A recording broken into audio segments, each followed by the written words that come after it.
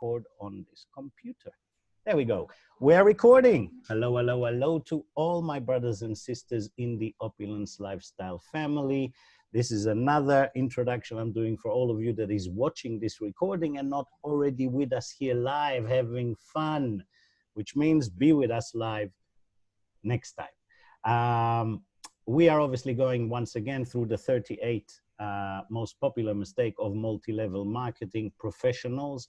And we are now on mistake 11.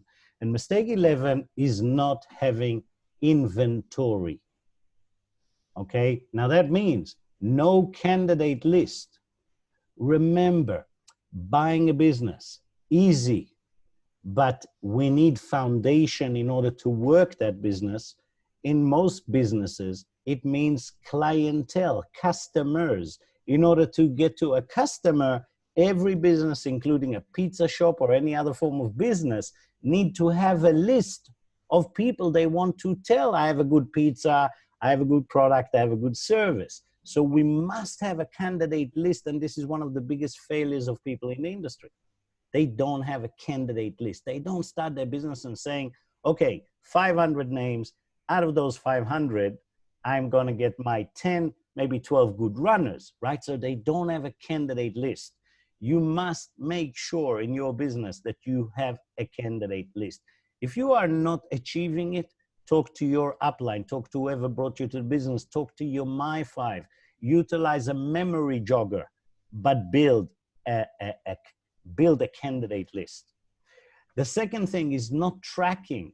So no MO box means no boss box, okay? You basically are not, if you're not yet elevated to the level of self-motivation, which is employees, they need bosses to motivate them, right? So look at the MO box like your boss, because it sits there and you can't avoid it. It's your business, you're the CEO, you need to self-motivate yourself.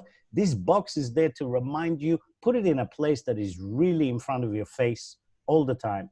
And it will remind you, you're gonna not look at me, the box, you're fooling yourself, right? So you must have an MO box with 500 names in it to start. So you have a candidate list and you have a way to track it. And then you need to understand the numbers, right?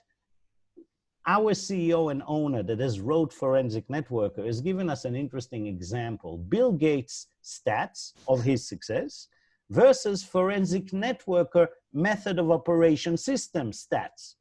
Bill Gates contacted 1,200 people. 35 of them were serious. That is 2.9%. Remember, the MO box, the networker MO system, it says in multi-level market, every 40 contacts will provide you one partner. That's 2.5%. Not much of a difference between them. Now remember that Bill has basically shown his plan to 1,200 people. 900 said no. 300 people showed some interest. Only 85 actually did something, and 35 of those were serious. 11 people out of those 35 made him a billionaire, okay? So those are his stats, 2.9. We're running 2.5 stats. Now, the difference is not talent. It's input, which means you don't have to be Bill Gates.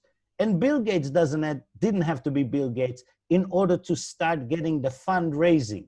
You had to be Bill Gates after to actually make that work. But basically, the amount of input, effort, action he took to talk to those 3,000 is the same amount and input and action you need to talk to 1,200. Pay attention. Bill Gates would have engaged 4,800 people or more to show his plan to 1,200 people. Ask each one of you, we should ask ourselves, what is my stats? Show your plan to 1,200 candidates, and I I and Ramin, well, Ramin and I guarantee you that you will be a millionaire in less than 5 years. We have people that are showing you that live.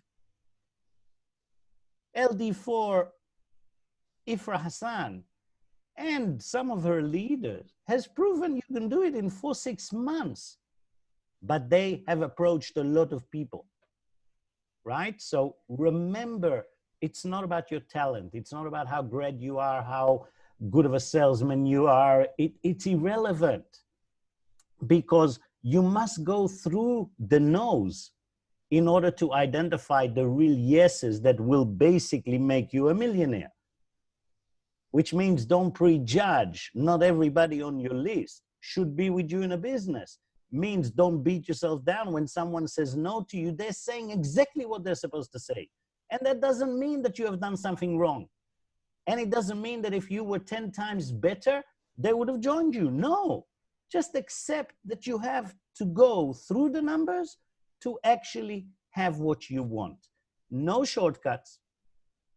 No shortcuts. Now, forensic method of operation system is very simple. Engagement, 40 people from a list. Contacts, 10, 25%. Tours to 2, and out of that, 1 will launch. So what does it really mean for us in our structure? It means that I want to do at least 40 happy birthdays and get a thumbs up or thank you online. At least 40 phone calls to people that I know, or text to someone that I know saying, hey, I would love to catch up. When's a good time? And if they get back to me, that's a contact. So 40 of those will lead me to 10 like and trust calls, right? Protocol 2, 10 protocol 2, which will lead me to 2 protocol 3 or 4, which will lead me to 1 launch or a VIP customer or a partner. Understand the structure, and if you don't understand the protocol, go and learn the Opulence Lifestyle Training 5 protocols. You will find all those recordings in the YouTube channel. As I said, under Ronen Trifon, subscribe to playlists Opulence Lifestyle Training and Forensic Lifestyle Training. Those are the playlist names. You will find all the recordings there. Okay, so this is basically mistake 11, very important one. And please remember, in traditional business, your inventory is stock. In multi-level market, your inventory is people. We don't need stock here. Opulence is holding the stock for us. They ship it, they pack it, they fix it. We don't need our real inventory is people, okay? So give them the most time, the most patience, the most respect. Treat them with gloves, silk gloves, as equally as you would do with your best customer, okay? But remember that your best customer always is yourself, so you always have to treat yourself equally, with love, with patience, with respect, with lifting yourself, never putting yourself down. Remember these ones. Okay, let's go to mistake 11, mistake 12, sorry. Now, mistake 12 is talking about a promise list. And when we talk about promises, it's very important to remember, most of us are used to make a goal list.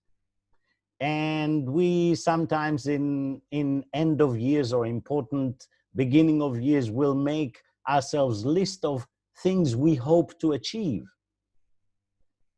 We prefer promise list in Forensic Networker because a promise, as you will see here, don't make a goal list, make a promise list. As most people, a goal is merely something that is nice to achieve.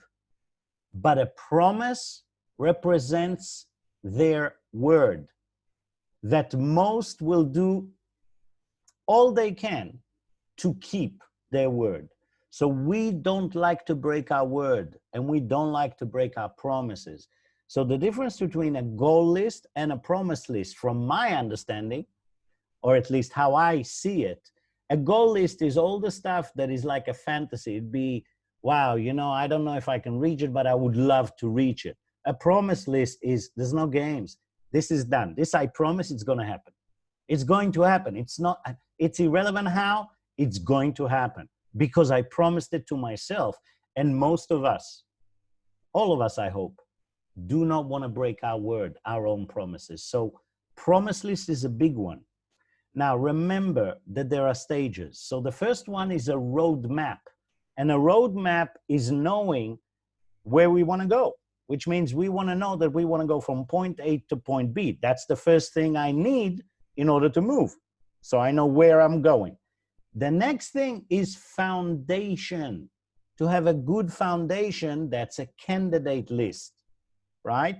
So I need to have a plan, my promise list, my financial promise, my physical health promise, my mental health promise, my spiritual health promise, all the promises, and they need to be balanced on those 4 columns, right?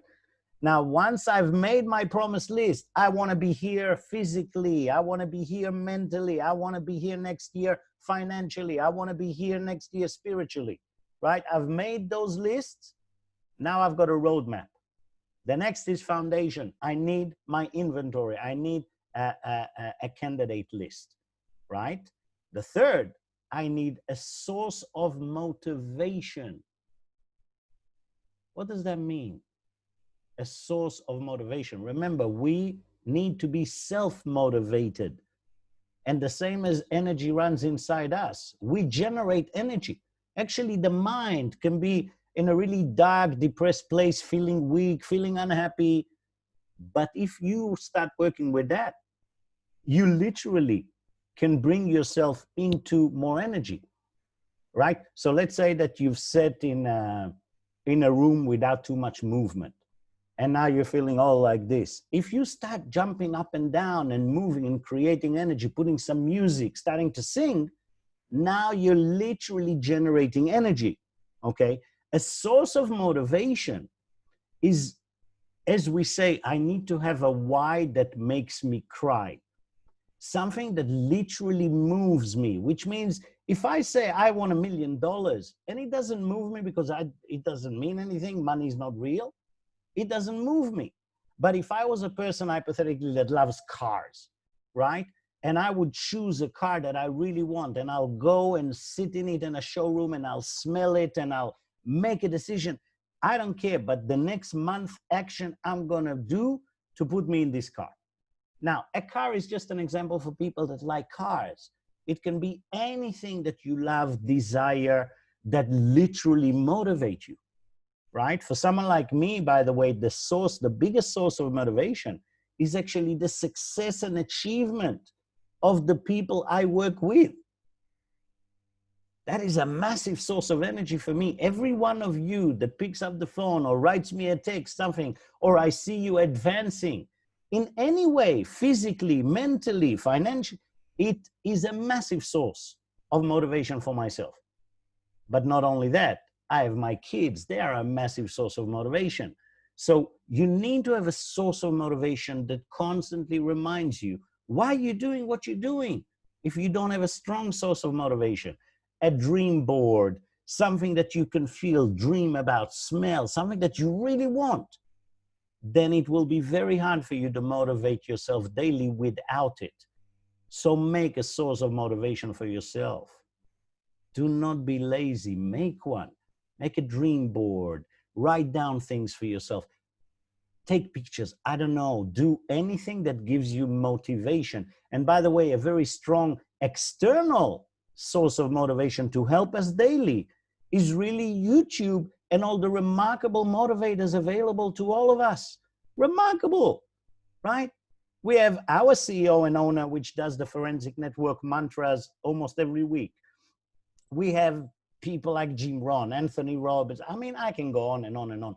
Find yourself 5-10 minutes a day, take your space and listen to a great motivational speaker. That will help you, but it won't be enough on its own. You need to have a source of motivation of yourself, okay? Now, base your lifestyle promise. Remember, when we start the roadmap and we make our promise list in the prosperity book, if we do, what we need to do?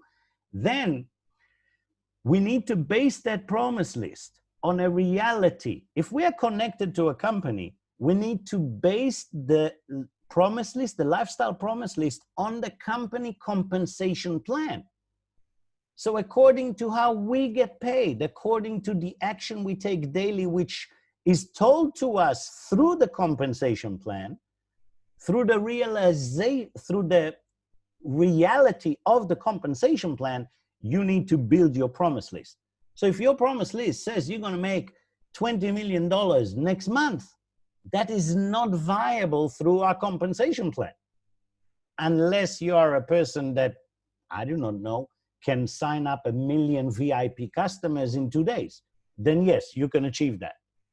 The majority of us cannot do that. So please make sure that you build a promise list, not like a fantasy list. Build a promise list, remembering that everything you promise for yourself, once you promise, it's going to be done. There is no way that it cannot be done. And that's why it's a promise list and not a wish list. And I hope that makes sense. Remember, always, in the red are my favorites, the mantras. Don't make a goal list. Make a promise list. As to most people, a goal is merely something that is nice to achieve. But a promise, it represents their word that most people will do all they can to keep. Now, we have time for one more mistake today, and then we're going to move over to some of our leaders, as I want to hear their opinion or experiences through their own life about those 3 mistakes. Okay, so mistake number 13. Big mistake that you can see many networks are breaking down because of this mistake, and that is connect to upline. Remember, this is how we look. You see, we're a group of people that is really pulling on the same rope to achieve the same purpose. So in order for you not to fall into this mistake, this is what you need to follow. 1, place yourself on the map of the company and your organization, right? Place yourself, meaning do not sit backwards and do not let the person that brought you in drive them crazy every day until you know at least the map of your first My 5, your first ultimate My 5s, the corporate, and your downline. So place yourself on the map. If you don't know where you belong today, at least 5 above you, and who are your My 5. Oh, sorry. You need to know your position, the first 5 above you, which is your My 5, and you need to also know above you who are your LD3s and LD4s, which are your ultimate My 5, right? So that is place yourself, know where you are on the map. Now, those are your tick marks. You need to know your corporate team. So ask yourself, do I have the email or contact details of the CEO? That is Daljit, okay? We're not talking about the owner, Ramin Mezgalu. We're talking about the company CEO, Daljit, okay? Do you know our corporate trainer, Daniela? Do you have contact with her? Now, as you start in the business, you just need to know those people, because you don't necessarily need to contact them unless there is an issue that your My 5 and your ultimate My 5 cannot solve. But it is good to know who they are from your first day, second day, right? Know your corporate. Also, My 5 upline partners, not just to be in a group, but to actually talk to each and every one of them. 5 minutes, or at least talk in some voice messages. Know who your upline partners are. Those are the people that will work with you.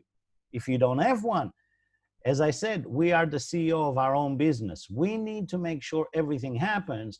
Now, we can't take care of stuff we don't know, but we definitely can nag and annoy the people that have brought us until we know Because now, if you're watching this, you know exactly what you need to know. You need to know your corporate team. You need to know who are your my 5 upline partners. You need to know who are your ultimate 5 upline partners, right?